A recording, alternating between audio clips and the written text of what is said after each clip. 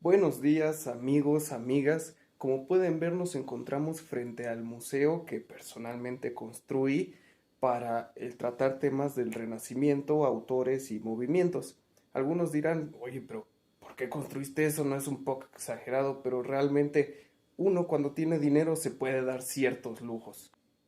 Los invito a que me acompañen en este gran recorrido donde les explicaré un poco de en qué consiste este tema tan interesante.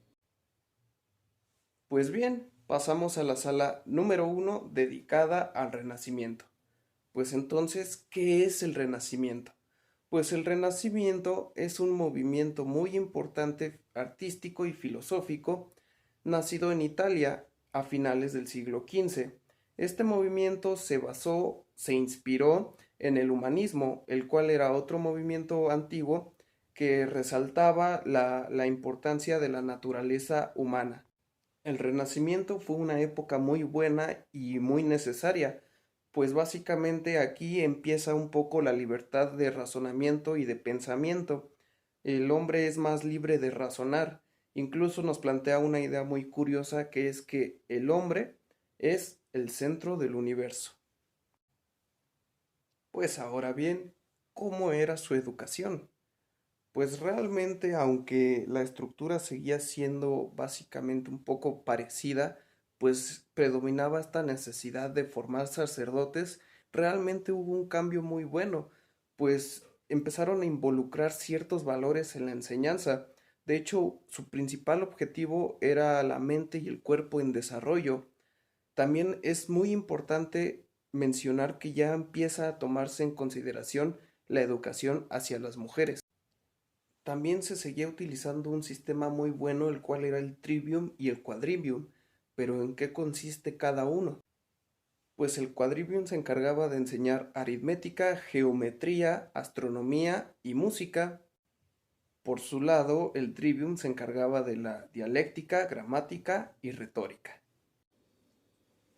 Ahora bien, un dato interesante es que absolutamente todos los hechos históricos que han ocurrido tienen una estrecha relación con la sociología.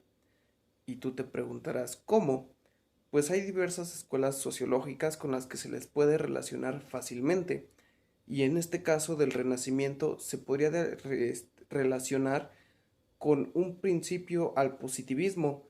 ¿Y qué es el positivismo? Pues una de las principales características del positivismo es que nos dice que el hecho es la única realidad científica. También es una clara oposición a pensamientos como el de la metafísica o el de la teología.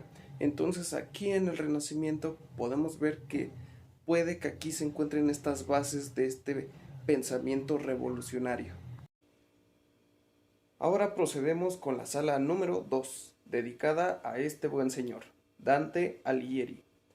Dante Alighieri fue un poeta, pensador, político y filósofo italiano, conocido como el poeta supremo.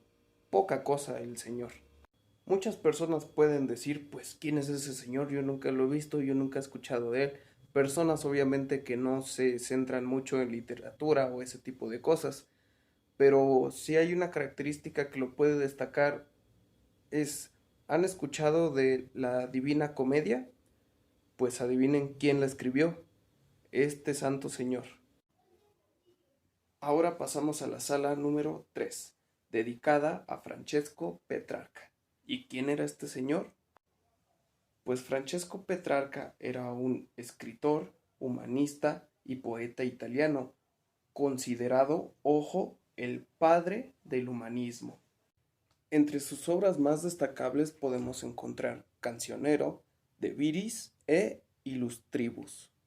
También es aquel que idealizó el amor y el sentido armónico en el poema. Procedemos con la sala número 4, dedicada al buen señor Martín Lutero. ¿Quién era Martín Lutero?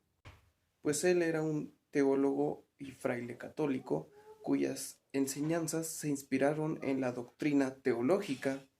Este señor se dedicó a estudiar teología y posteriormente a la enseñanza. Una vez como maestro empezó a tener fuertes pensamientos críticos hacia la iglesia. Dichos pensamientos lo llevaron incluso a escribir las famosas 95 tesis, las cuales argumentan por qué el clero está mal, porque incluso él decía que éste vendía indulgencias. Entonces, estas 95 tesis él fue y se las colgó justamente en la puerta de la iglesia. Esta acción posteriormente nos lleva a un movimiento muy importante, el cual es la Reforma Protestante. Esto nos lleva a nuestra quinta y última sala, la Reforma Protestante, la cual es inspirada principalmente en estas 95 tesis que Martín Lutero escribió. Esta Reforma Protestante es un acompañamiento a Martín Lutero hacia la crítica de la Iglesia. Este movimiento promulga varias ideas. Entre las principales podemos destacar la libre interpretación de la Biblia y la educación como un carácter nacional.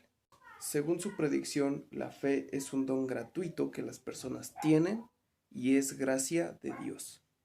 Entre este señor Martín Lutero, estas 95 tesis y este movimiento tan grande que fue la Reforma Protestante, podemos encontrar otra clara relación entre estos acontecimientos históricos con la sociología, pues aquí está muy involucrada la escuela que es el criticismo.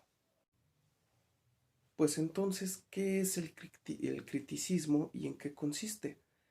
Pues el criticismo principalmente pretende un cambio radical en la sociedad a partir de que los individuos desarrollen un pensamiento crítico y que participen de forma activa en reformas sustanciales que beneficien a la sociedad.